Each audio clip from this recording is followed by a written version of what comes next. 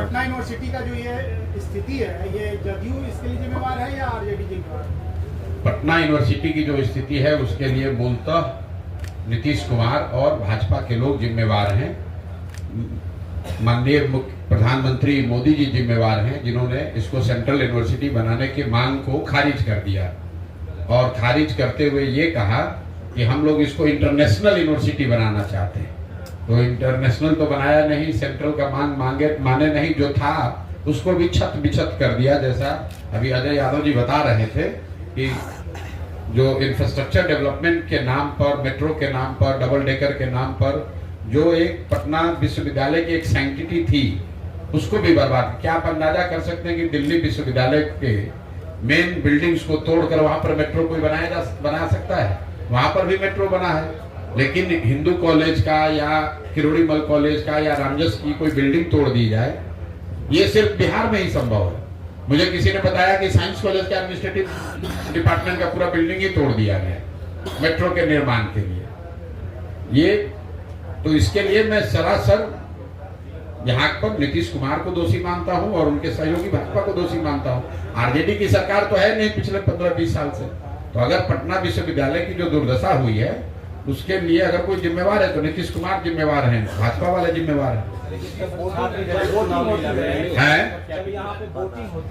अब देखिए, और उनकी हालत ये देख लीजिए कि जदयू को तो मुझे बताया गया उनको उम्मीदवार तक नहीं मिले। 2 दिन पहले उन्होंने निर्णय किया था कि वो चुनाव लड़ेंगे, उम्मीदवार नहीं मिलने के चक्कर में वो लोग चुनाव भी नहीं लड़ रहे हैं डर के मारे।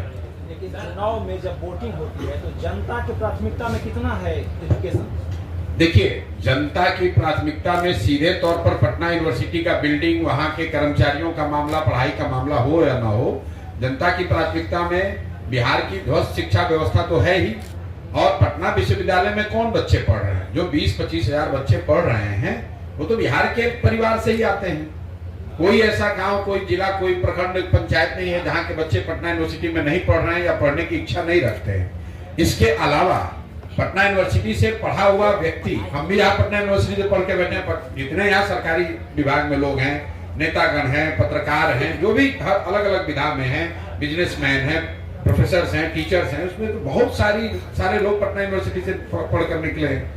और जब वो लोग पटना यूनिवर्सिटी की दुर्दशा को देख रहे हैं, जब वो Cavendish, Faraday, Jackson, Minto hostel के हालात को देख रहे हैं या उसके बारे में हम लोग सुनते हैं, तो दुख होता है कि ये कितना बढ़िया यूनिवर्सिटी था, उसकी ये हालत हो गई है। सर अब आप बताइए ना, जैक्सन हॉस्टल से या मिंटो से या कैवेंडिश से, फेराडे से कितने IAS IPS बन रहे हैं? आज से 15-20 साल पहले इन हॉस्टल से लोग IAS IPS बनते थे। सिविल सर्विसेज डायरेक्ट लोग यहाँ से कम्पीट करते थे। अभी क्या दुर्दशा है, आप जाकर देख लीजिए। सर, पटना सेंट्रल यूनिवर्सिटी को सेंट्रल यूनिवर्सिटी का दर्जा नहीं मिल पा रहा है। कई बार नीतीश कुमार मंच से प्रधानमंत्री साहब एक साथ मंच पर भी रिक्वेस्ट करते हैं, आखिर क्यों नहीं मिल पा रहा है?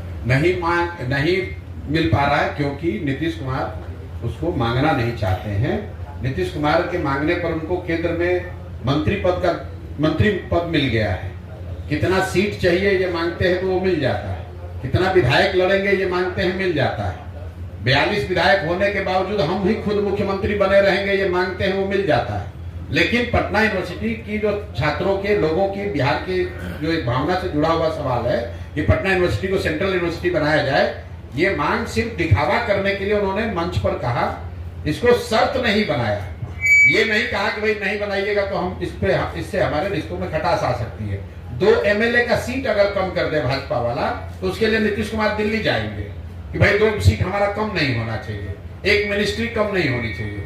लेकिन पटना यूनिवर्सिटी छत बिछत हालत में है, उसके लिए कोई उनको फर्क नहीं पड़ता है। उससे भी दुखद बात यह है कि मान लीजिए सेंट्रल यूनिवर्सिटी नहीं बना, तो जैसे PMCH को आप बड़ा बना रहे हैं, तो आप बिहार सरकार के पास इतना पैसा है कि खुद इनको कहना चाहिए था। जिस दिन पर प्रधानमंत्री ने ये मना कर दिया पब्लिकली कि हम यहाँ पर सेंट्रल यूनिवर्सिटी नहीं बनाएंगे, उसी दिन मुख्यमंत्री को कैबिनेट की बैठक बुलानी चाहिए थी और ये घोषणा करनी चाहिए थी कि बिहार सरकार अपने संसाधन से पटना यूनिवर्सिटी को सेंट्रल यूनिवर्सिटी से भी अच्छा बनाकर देगी। तब तो बिहारियों का सम्मान और गौरव होता। जो बिहार, देखिए अभी ABVP वाले यहाँ चुनाव लड़ रहे हैं, आप जरा पूछिए तो कि भाई तुम्हारी सरकार है दिल्ली में, किस मुंह से तुम चुनाव लड़ रहे हो ABVP वाले लोग?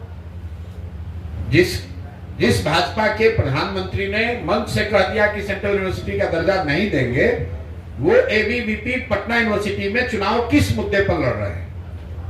NSCY आए हैं चुनाव लड़ने।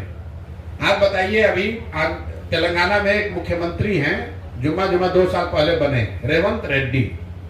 इस आदमी ने कैमरे पर कहा कि बिहार के लोगों के डीएनए में मजदूरी करना लिखा है। ये लोग बिहारी जो है ये डीएनए मजदूरी करने के लिए पैदा हुए हैं, और NSCY आकर उन्हीं बिहार के युवाओं के बीच में वोट मांगेगा, और वोट मांगेगा तो लड़के उस पर रिएक्ट नहीं करेंगे, बिल्कुल करेंगे। नीतीश कुमार की मानसिकता क्या दर्शा रहा है?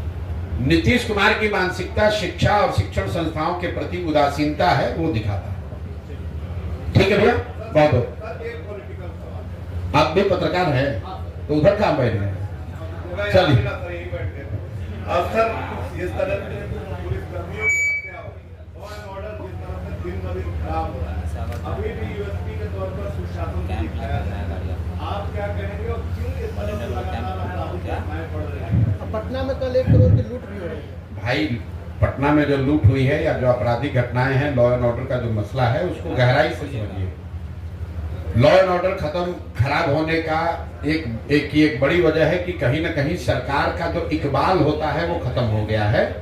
मुख्यमंत्री का या जो उच्च पद पर बैठे हुए लोग हैं उनका डर खत्म हो गया है। दूसरा जो स्ट्रक्चरल नीतिगत मामला है, अगर आप आंकड़ों में देखिएगा तो बिहार में लॉ एंड ऑर्डर की स्थिति बिगड़ रही है 2017 से, तो उसका डायरेक्ट कोरिलेशन है शराबबंदी से।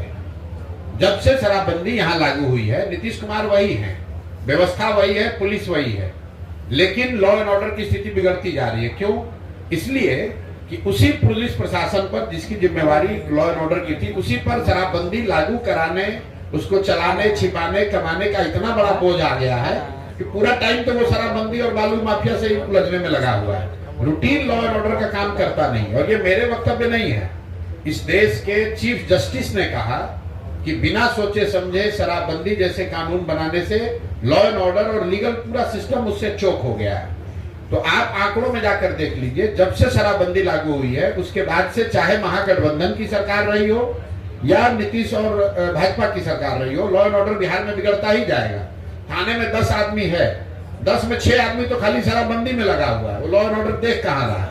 उसको तो ये देखना है कि कितना शराब पकड़े, कितना से पैसा लें, कितना को छोड़ें, कितना दिखाएं, सर कोई किस बालू के ट्रक को पास कराएं। आप पटना के चारों ओर देख लीजिए, सारा रोड रोज जाम है। क्यों?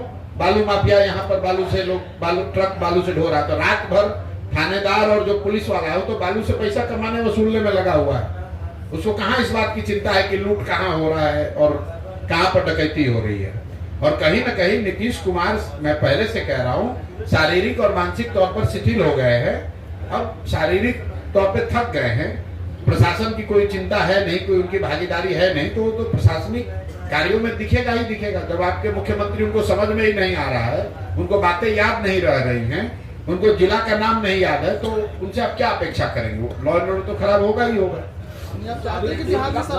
एक सवाल, एक भैया, आप सभी पत्रकार बंधुओं से, इलेक्ट्रॉनिक और प्रिंट मीडिया के बंधुओं से मेरा निवेदन है कि आप जब भी कुलाधिपति महोदय से, राज्यपाल महोदय से जब भी आपकी रूबरू आप हो, और कुलपति महोदय से, तो पटना विश्वविद्यालय में इंटरमीडिएट नीतीश कुमार 2005 में जब आए तो सबसे पहले उन्होंने इंटरमीडिएट की पढ़ाई खत्म की।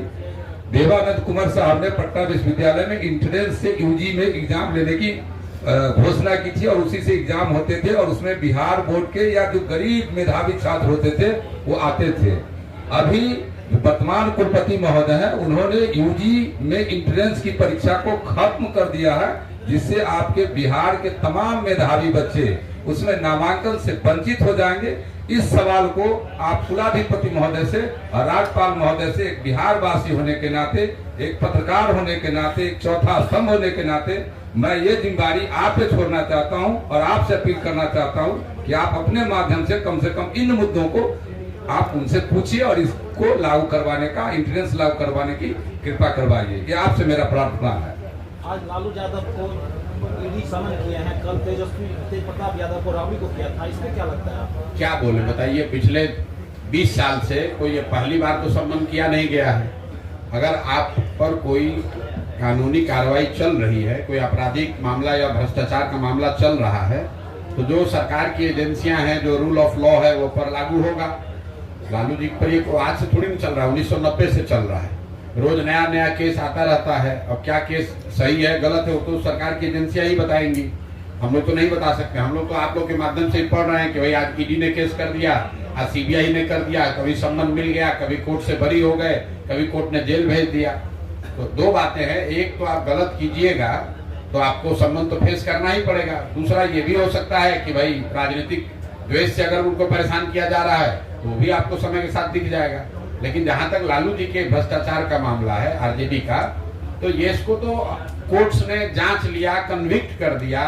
लालू जी जेल लालू जी को जाना पड़ा है, और सिर्फ किसी एक दल के शासनकाल में नहीं, अलग अलग दलों के शासनकाल में, जिसमें कांग्रेस की भी सरकार रही, यूपीए की सरकार रही, लालू जी की खुद भी सरकार रही, अभी तो भाजपा वाले हैं।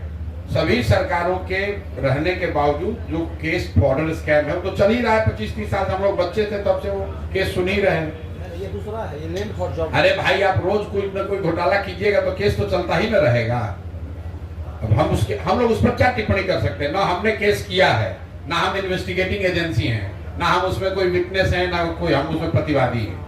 केस हुआ है, हम लोग पढ़ रहे हैं, सरकार की एजेंसियां उसकी जांच कर रहे हैं, ये हम लोग सुन रहे हैं। अब जो निकल कर सामने आएगा वो आप लोग के माध्यम से हम लोग को भी पता चलेगा।